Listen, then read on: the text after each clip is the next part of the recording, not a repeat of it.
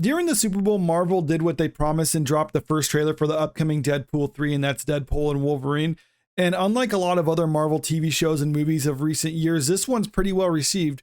You can see right here on YouTube the like to dislike ratio is fairly positive, and within the first day of this being out, it's got nearly 14 million views. So it looks like there's a lot of hype for this, but there are some people that are upset by the fact that this is well received. But before I get into that, let's look at this article from Deadline talking about it. Deadpool and Wolverine trailer, Marvel drops long-awaited preview during Super Bowl. At long last, Marvel Studios has unveiled the first trailer for Deadpool and Wolverine, the superhero flick promising a team-up between Ryan Reynolds' Merc with the Mouth and Hugh Jackman's Wolverine, which is slated to hit theaters on July 26th.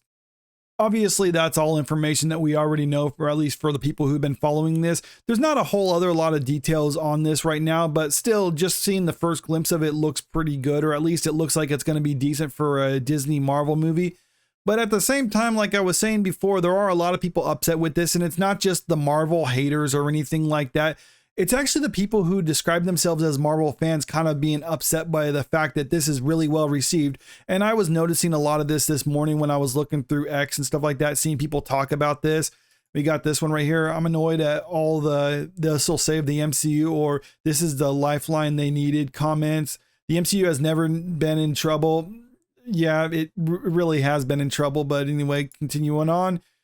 You know what's not remotely surprising? That I'm seeing no one complain about having to watch 2 seasons of Loki to understand Deadpool and Wolverine. Okay, so that's a common criticism for other things like the Marvels and whatnot. People were upset that you have to watch other stuff in order to understand that. But yeah, I mean, they're saying people don't care about it when it comes to this one.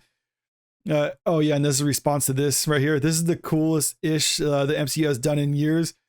In the last Marvel movie, one person reignited a sun by themselves, CG stuff.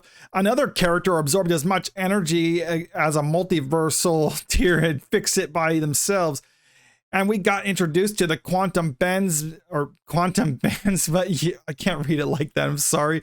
But yeah, man, loads his gun in midair is the coolest thing you've gotten in years. Okay. So this person clearly liked the Marvels. I think you're starting to see a pattern when it comes to these people who are upset that people like this. And that's the fact that there's these Marvel stans out there who are defending everything Marvel related and liked everything Marvel related. And when people were criticizing those things, they were saying like, oh, well, you're just criticizing it because you're a hater. You just hate anything Marvel does. And now the people are coming out like, oh, this actually looks good, which means it destroys their whole narrative that it's just people looking to criticize Marvel. And that never has been the case. Yes, maybe there's some people out there, but those are the few and far between. Predominantly the people who are criticizing Marvel are people who originally liked a lot of the MCU stuff and wanted to kind of return the form. And then when they see this trailer for Deadpool, they're like, okay, that actually looks pretty good. That means when people were criticizing stuff Marvel related that's coming out in recent years, like Ant-Man and the Wasp Quantumanium or the Marvels or some of the shows like Secret Invasion and Echo, they weren't just criticizing them because they just wanted to hate Marvel. They're criticizing them because they legitimately didn't like them, because the narrative up to this point has basically been people who are criticizing it are just haters who want to like it no matter what. And Deadpool is showing us that that's actually not the case anymore. But these people that try to suggest that there's been no problem with Marvel in recent years are, I don't know what they're on, but it's obvious for anyone who can see clearly that there has been a problem with Marvel in recent years. It's been so much so that even Bob Iger himself, the CEO of Disney, has come out and basically said as much.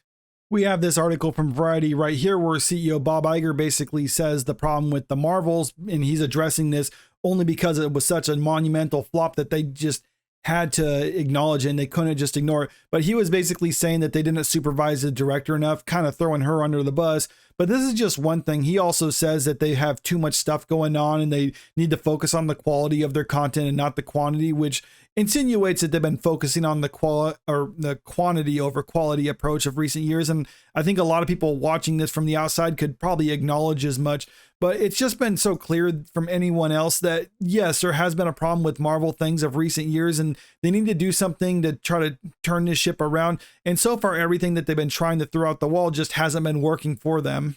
Naturally, there was always going to be a reset needed after such a biblical behemoth, and they're talking about Avengers Endgame. And Phase 4 was it.